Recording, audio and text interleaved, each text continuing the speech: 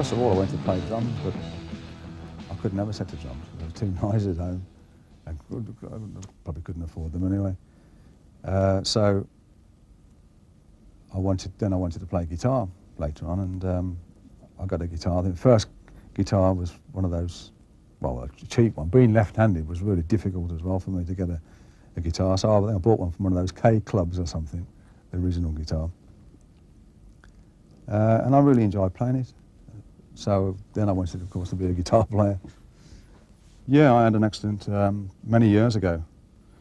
As you can see here, when we want it there, that finger and that finger, where I used to do sheet metal work. What happened one day, the day I was leaving, funny enough, from the job to turn professional, the old turn professional one, and I was doing pressing this piece of metal that I used to have to weld afterwards, and the press just came straight down on me, and of course, as you pull it back, I pulled the ends of the fingers off, and at the time I couldn't believe it. I couldn't believe what I'd done.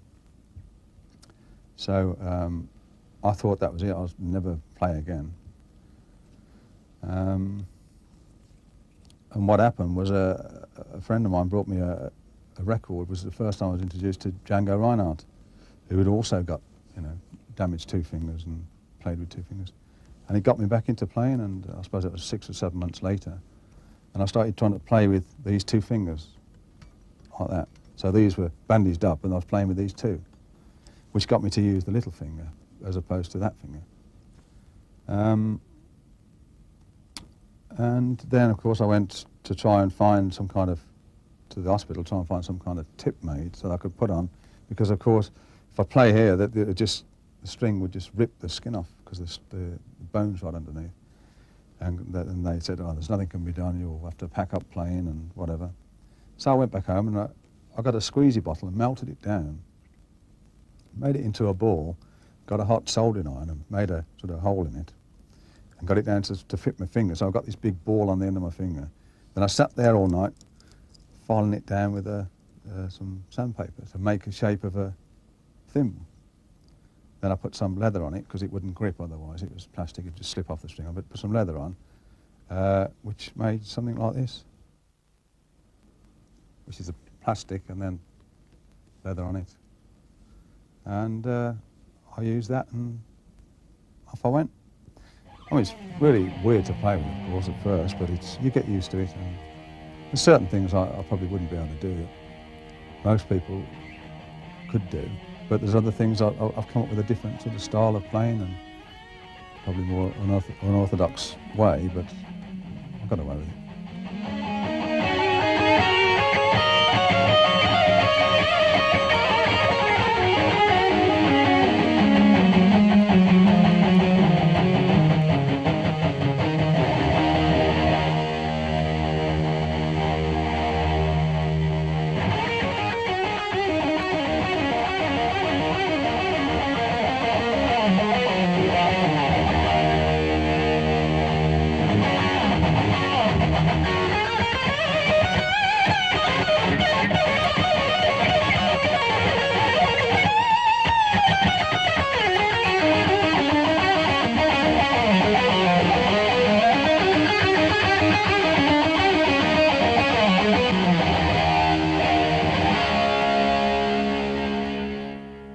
Favourite guitars for me is this one. This is the one I always use on stage now. As you can see, it's nice and tidy and clean. No marks at all on it. And this is one I've used for many, many, many years. The original one I had, which I've still got at home, which I don't bring out much now, is a Gibson SG red, cherry red one. But this one is one I do use now. And this one here, again, is the first one I had made by John Birch. This is one of the earlier first ones he ever made. That's that one. And I got involved with John Birch many years ago when I tried to find somebody to make me, because of problem with my fingers and stuff, I had to try and create something that I could work with. So I wanted a guitar which was easy strings. I could bend the strings easy, which again I went into using banjo strings for first and made my own sets up because you couldn't buy light gauge strings in them days. And I went to approach different companies to make me light gauge strings. They said, "Oh, it can't be done. It's impossible. It wouldn't be harmonically right."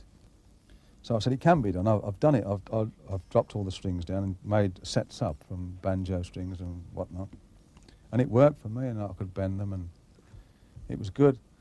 Of course, nowadays everybody's got light gauge strings, but in them days you couldn't get them.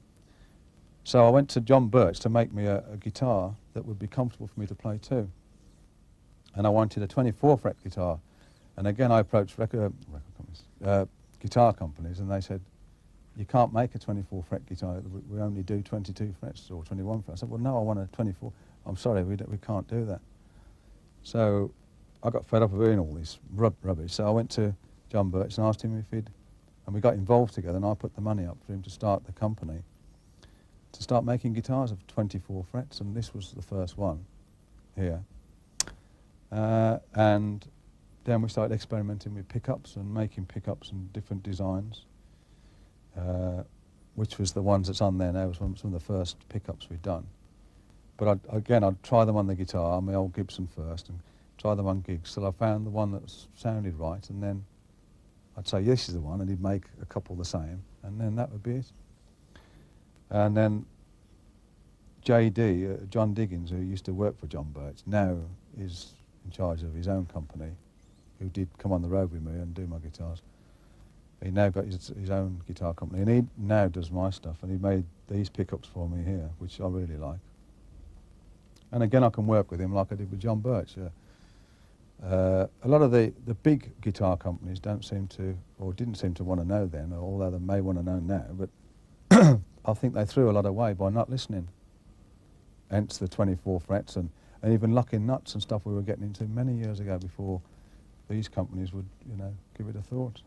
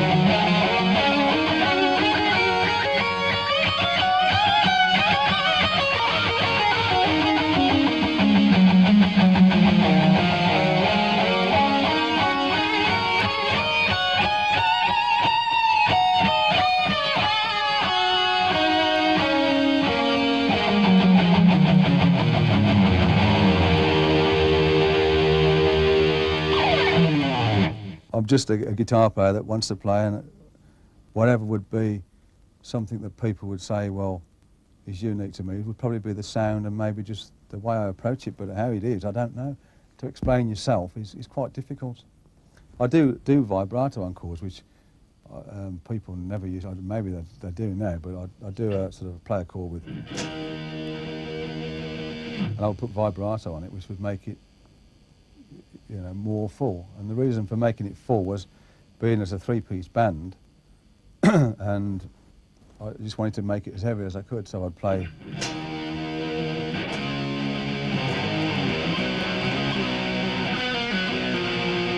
So I'd do those sort of things, which would sort of fill it out a bit more by putting the vibrato on it.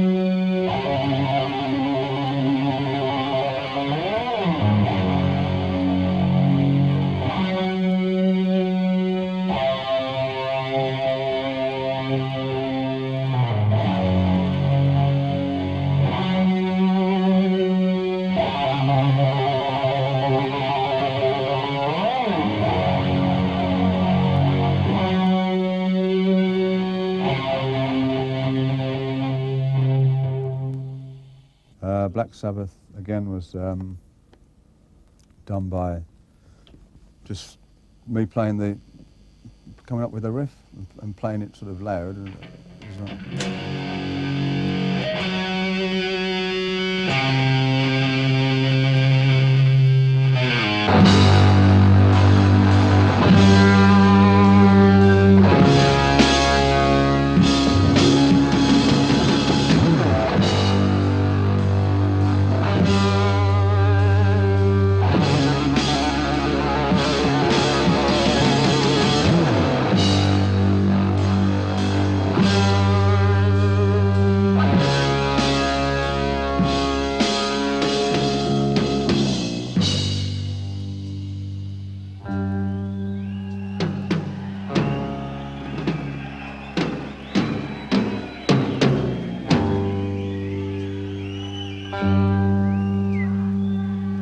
Goes in towards the end to we thought it needed to change by that time, but an up-tempo thing.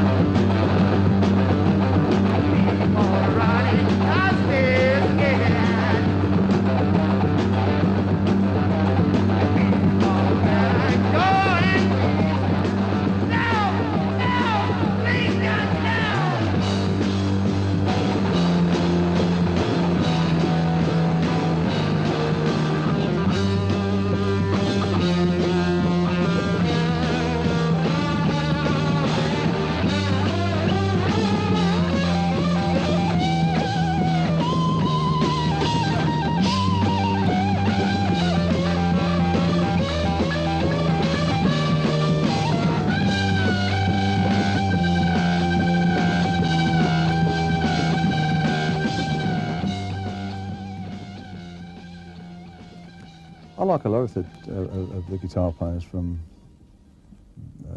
as your Dave Gilmour's and Brian May in particular is one of my favourite, not only greatest friends, but he's a great player and a unique style player.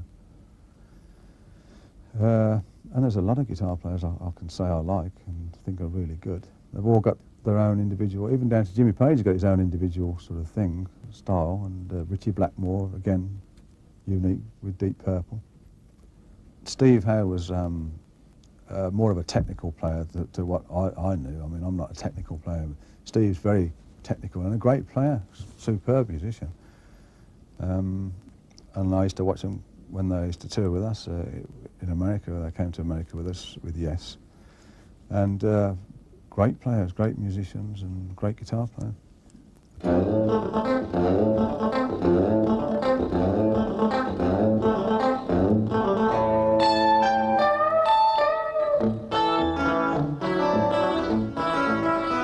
Well, I think Geezer and Bill are great musicians. Certainly, I found, particularly now, after playing with a lot of different musicians, that Geezer and Bill were quite unique in their style of playing. That old style of what they played made Black Sabbath what it was.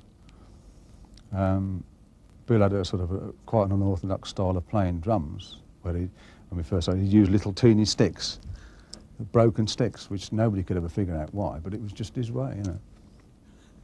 And he came up with sort of an unusual sort of style, I thought. And very few I found are as good to play with as Bill. Apart from Cozy, of course, who is with us now, who's great.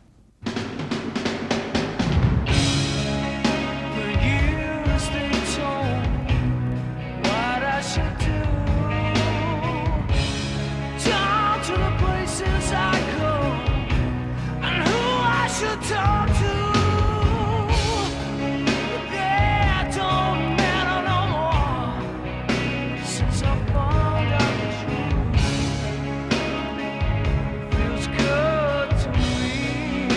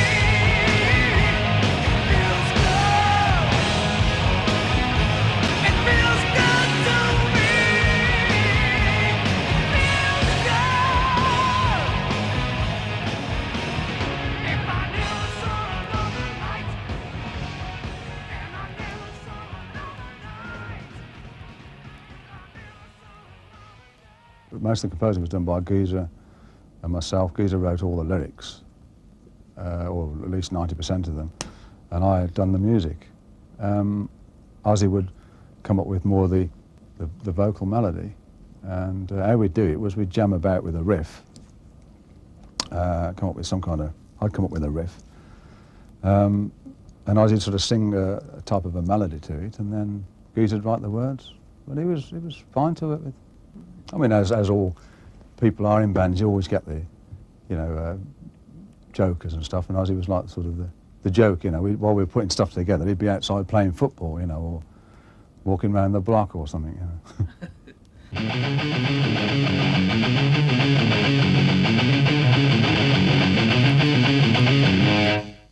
Well, being self-taught, I imagine I've come up with my own sort of, particularly as I say earlier, with chopping the ends of my fingers off, I've had to come up with certainly different chords, like certain full chords. If I play them, they're not always right for me to play, so I'll come up with just certain unorthodox chords, which are, I can play a lot with using the little finger as opposed to that.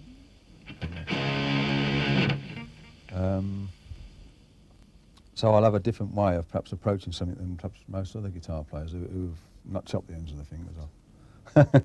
But I'm saying that, going back to the early days, I was in a group called The Rest with Bill Ward and another two chaps, Vic Radford, who had also chopped the end of his finger off. So there was two of us guitar players with both, both with the ends of the fingers chopped off. It was quite funny, really.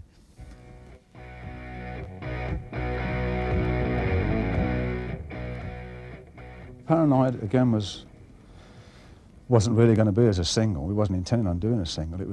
We were in the studio to write an album, the Paranoid album, which was going to be originally called War Pigs, but that's why the cover was with a chap with a sword and a shield.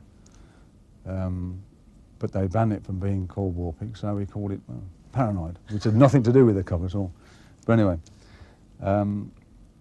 we went in to record the album, and in the lunch break, I didn't go out to eat with the others, I just stayed at the studio and just came up with this riff, this Paranoid, and when everybody came back, I said, well, let's just put this down, so we put it down, and that was it. It wasn't intended as a single or anything, it was just another one for the album, but it did come as a single.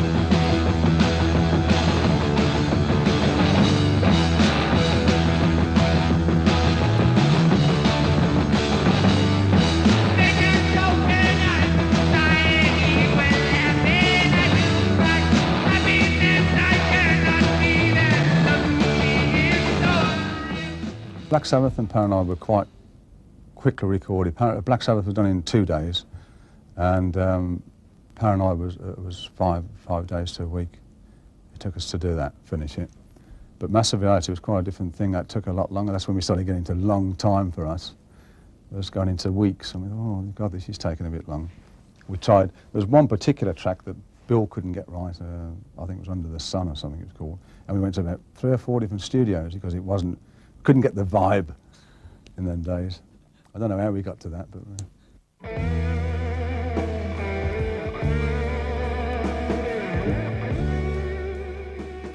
I think at the time they were good for the time. I mean, listening to them now, obviously, it's sort of cringe because of the sound and the whole recording world has changed and the way things can be done now. And I think any past product you listen to, you always go, oh dear, we could have done this and we could have done that. But for the time, no, I think it was all right. And Volume 4, the same. That was good for us at the time we'd done Volume 4 because it was the first time I think we'd actually recorded in America.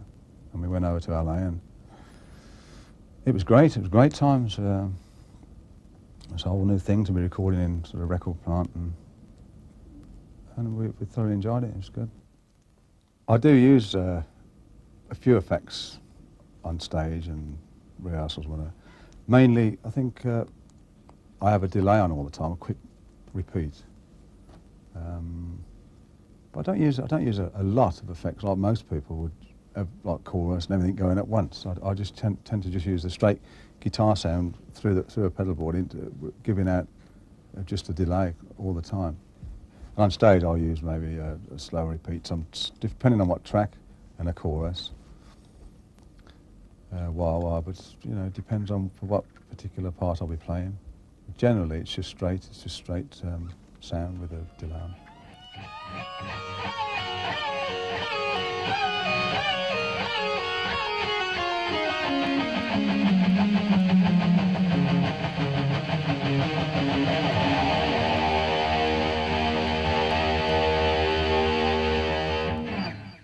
Yeah, well, Sabbath was, again, I thought that was the best album to date then. It was a lot more involved.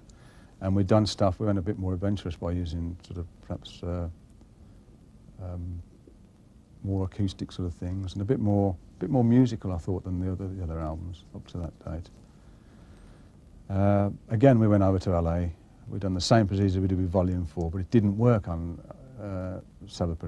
We went over, rented a house for 6 months and went over there and same house and everything. It just didn't work. We couldn't get the same atmosphere. We couldn't write, so we ended up coming back to England and went to Clearwell Castle in Wales and wrote Sabbath there.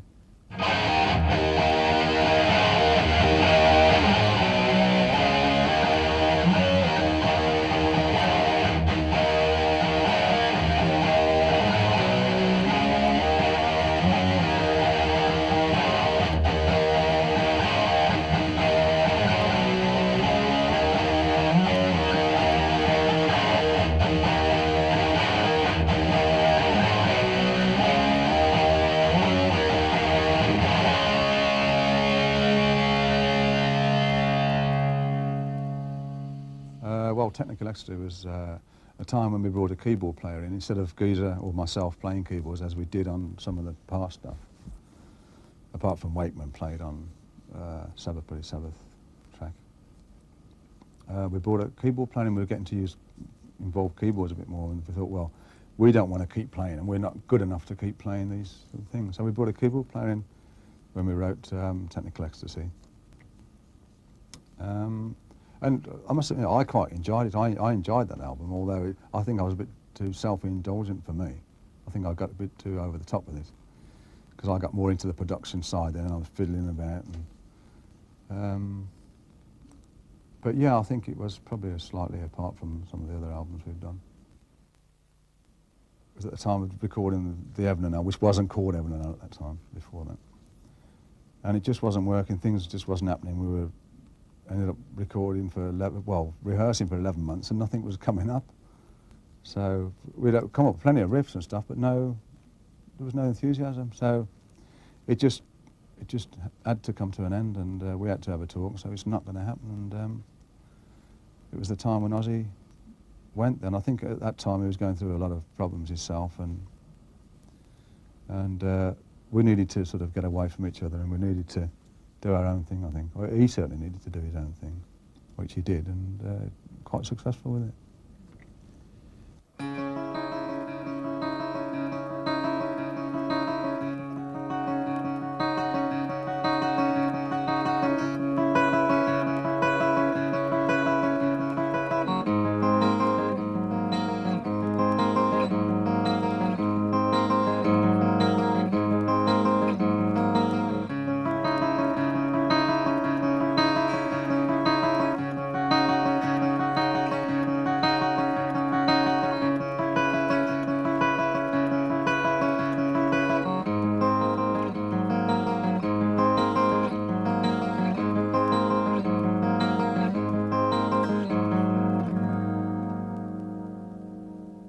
So we phoned up Ronnie and got him over to rehearsals, and it worked great. I mean, straight away it was like life into the band again by just bringing somebody new in, and the sparkle was there again, and it was really exciting. Everybody was like really ready to go again by hearing somebody put something into it. You know. Of all the stuff we've had was we had riffs, but no sort of vocal stuff. Ozzy wasn't sort of singing; he was going through that much depression. He just didn't want to sing. So by having all these riffs and so much for so long, to have somebody come in and sing to them was great for us and really refreshing. Some of the things we had already written before Ronnie came. So his involvement was good really, because he came up with a few other ideas to add to the songs. So Children of the Sea we changed round with Ronnie's involvement, and of course the way he'd sing, he's a totally different singer to Ozzy, so the way he'd approach things was a lot more operatic, if you like. So it helped a lot for us to write, and it was certainly easier to write for Ronnie, or with Ronnie.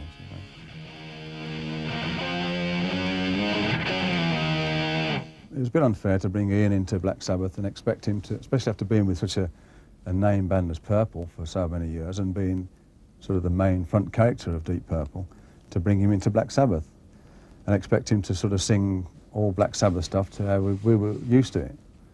A very difficult job, and particularly for somebody like him, of say coming from Purple.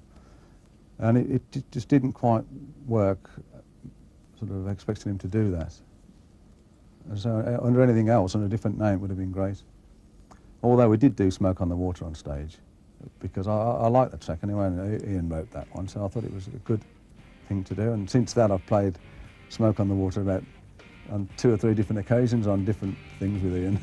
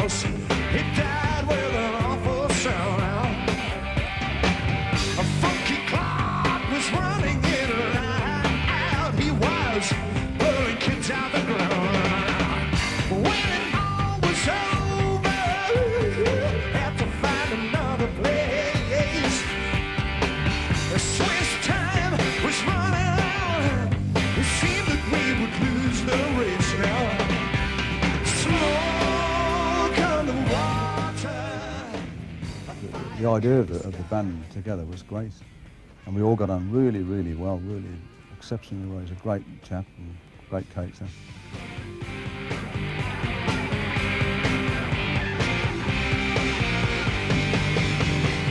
We ended up at the Cradle Tale.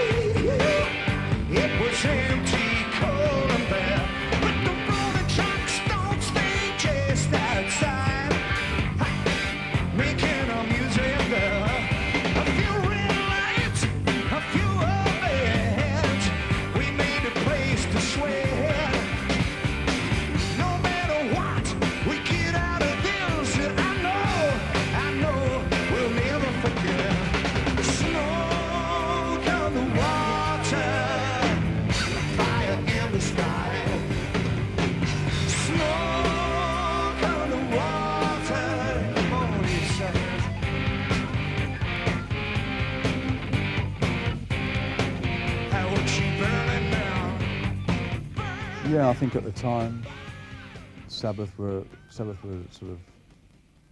gone through a period of different people in and out, and it did get to a stage where you think, well, what do I do? I wanted to carry on, and I felt, I hadn't left the band, so I didn't feel I should change the name of Black Sabbath. I'd been in the band since day one, and it wasn't me, it's everybody else who's just gone and come. It was still Black Sabbath as far as I was concerned, whoever was involved in it at that time, it sort of felt. But I wanted to break away and do a solo project under Tony Iommi, which I did, called the 7 Star album. But of course, as it went on, time went on, Black Sabbath was still supposed to have owed Warner Brothers another album, so they nabbed that one to become a Black Sabbath album, which did upset the cart a bit, because we got sort of panned quite a lot for that. Because people say it doesn't sound like Black Sabbath and it's not a Black Sabbath, because it wasn't a Black Sabbath album, it was a solo project which became a Black Sabbath album without my involvement. Well, from that period, of course, the 7 Star, we had Glenn Hughes with us, and we went on to do a couple of dates which didn't last too long. So we had to bring in another singer, and Ray Gillen had a short period with us. And then Tony Martin came up, who was a great singer, I thought, superb. And we'd done 3 albums with him. He'd done Eternal Idol with us, and Headless Cross, and Tear.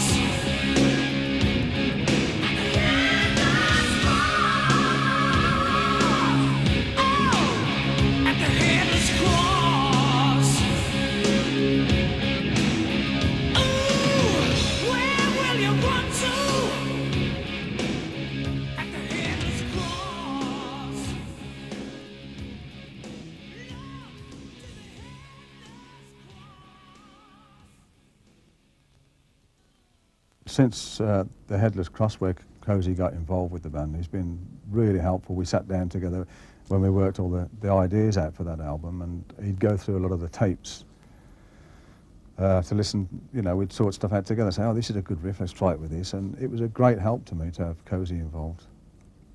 And of course, he's been a great friend for many years, for 20 years. So he's always been my first choice to have after Bill. When Bill went, I always wanted to get Cozy in the band. Of course, at the time, it was never possible, but it eventually did become possible when,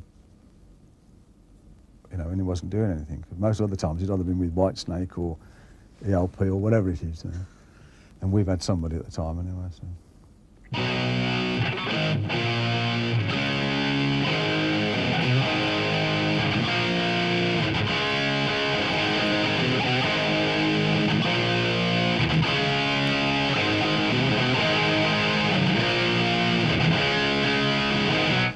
All the solos for all the tracks, none of them are worked out. They're all off-the-cuff ones. And in fact, if I do them in the studio, I'm doing different ones. I never really play them the same. And on stage, there's always something slightly different. I'm not the sort of guitar player that can sit down and play everything exactly note for note all the time. It has to be sort of, I like to do it off the cuff.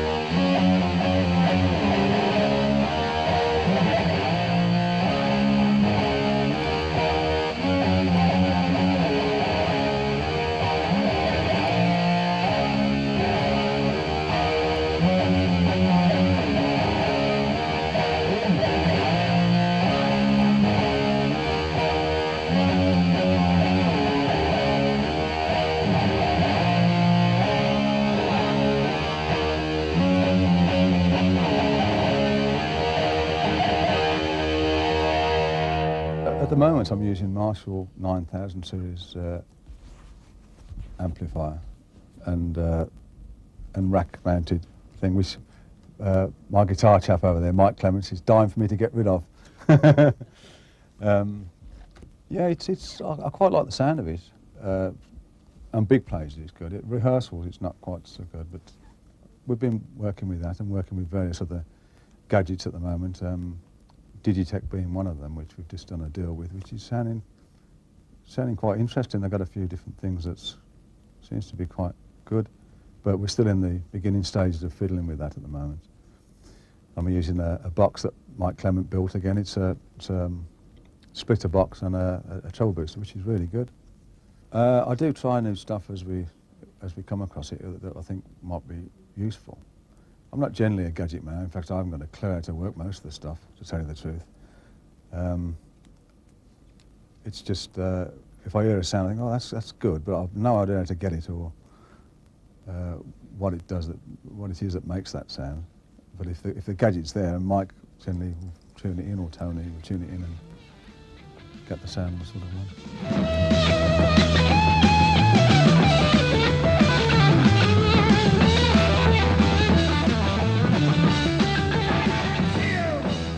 I went for one guitar lesson, and that was it. I couldn't stand it anymore because I felt I was playing better than what they were showing me at the time. They were trying to show me finger exercise, which I already sort of knew, and I just didn't have an interest of being shown. I had to I felt better in learning myself at the time.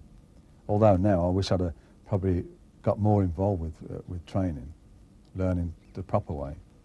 But then again, I may not have adopted my own style by doing that. I don't know.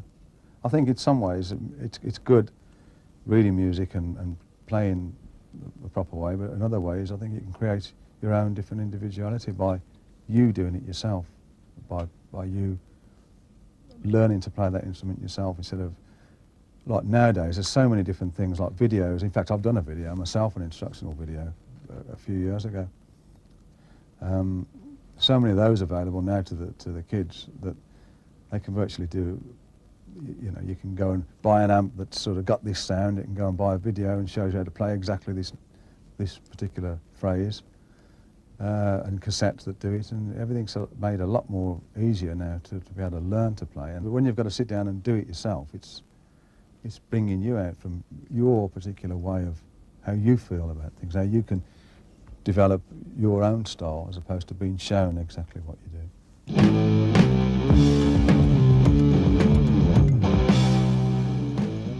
At the moment, we're in the process of reforming one of the old lineups with Dio, Geezer, Dio, Cozy, Powell and myself, which we've been rehearsing, and it's been really good up to now. And it looks like it's going to be quite a, successful band. We're quite happy with what we're doing, and the next stage now is to go in and record it.